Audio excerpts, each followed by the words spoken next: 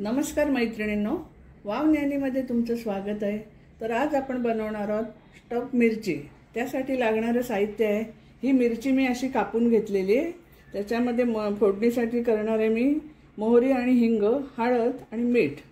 आणि त्यामध्ये आपल्याला स्टफ करण्यासाठी ही बटाटे मी उकडून घेतलेत बारीक करून, कांदा 2 कापून घेतलेत बारीक चिरून, ही हिरवी मिरची आहे, कोथिंबीर, ही मिरची पावडर आहे, आमचूर पावडर आणि थोडासा पावभाजी मसाला घेतलाय। हे बेसन पीठ आहे आणि त्याच्यामध्ये मी थोडी हळद आणि मीठ टाकले। तर चला आता आपण ही सगळी भाजी करून घेऊया। हा आपण पॅन तापत ठेवलेला आहे, याच्यात आपण थोडंसं तेल टाकून घेऊया। आपलं तेल तापलेलं आहे, आपण हे टाकूया मोहरी आणि हिंग। त्याच्यामध्ये ही हिरवी मिरची मी कापून घेतले 2-3, त्यामध्ये मी कांदा टाकते।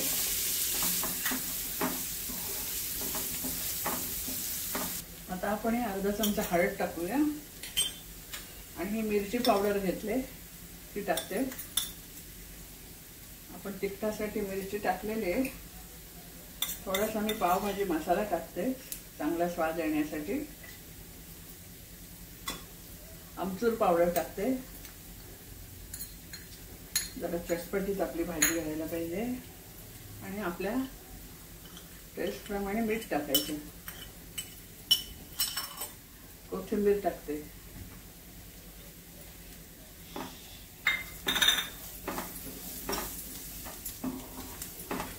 कांदा काय जास्त शिजवायला नको, कारण आपले परत मिरचींमध्ये भरल्यावरती तो कांदा आणि बटाटे शिजणारच आहे।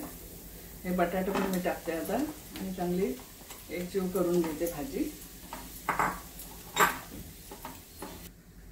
आता ही आपली भाजी तयार झालेली आहे। आपण गॅस बंद करूया आणि थोडी गार करून घेऊया भाजी मिरचीत भरायला। गॅस बंद करते। आता ही आपली भाजी गार झालेली आहे, आपण ती या मिरच्यांमध्ये भरून घेऊया, स्टफ करून घेऊया।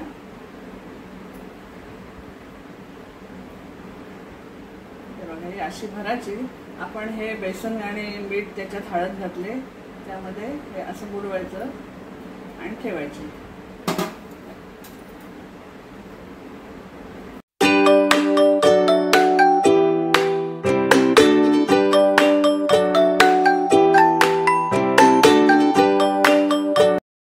या आता मिरच्या आपण पूर्ण भरून घेतलेल्या आहेत आणि वरती बेसन लावलेलं आहे। आता आपण एका बाजूला हा पॅन तापत ठेवूया। आपला पॅन तापलेला आहे, आपण तेल टाकून घेऊया याच्यामध्ये।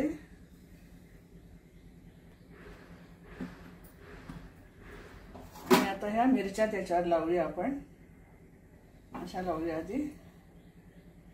दोन्ही बाजूने चांगल्या होऊन द्यायच्या, खरपूस अशा।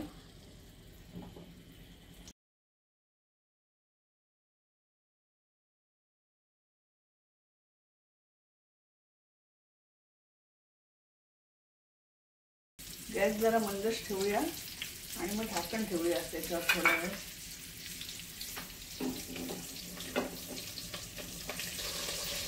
आता आपण उघडून बघूया।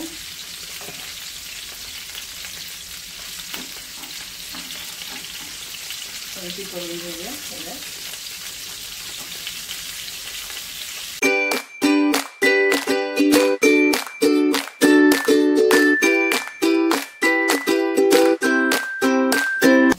पलटी करून झालेल्या आहेत, परत 2-3 वेळ करायच्या, म्हणजे ते आतलं पण शिजेल आणि मिरची पण बाहेरून मऊ होईल आणि चांगली आपली भाजी लागेल।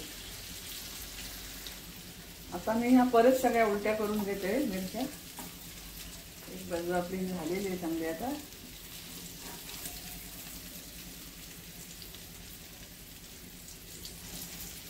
स्टफ मिरची झालेली आहे, ती आपण काढून घेऊया। स्टफ मिरची तुम्ही कशाबरोबरही खाऊ शकता, चपाती, पुलका, नान, कशाबरोबरही खाऊ शकता। आणि हा माझा स्टफ मिरचीचा व्हिडिओ तुम्हाला आवडला असेल तर लाईक करा, शेअर करा, सबस्क्राईब करा आणि कॉमेंट्समध्ये लिहायला विसरू नका। तो परत धन्यवाद, बाय बाय।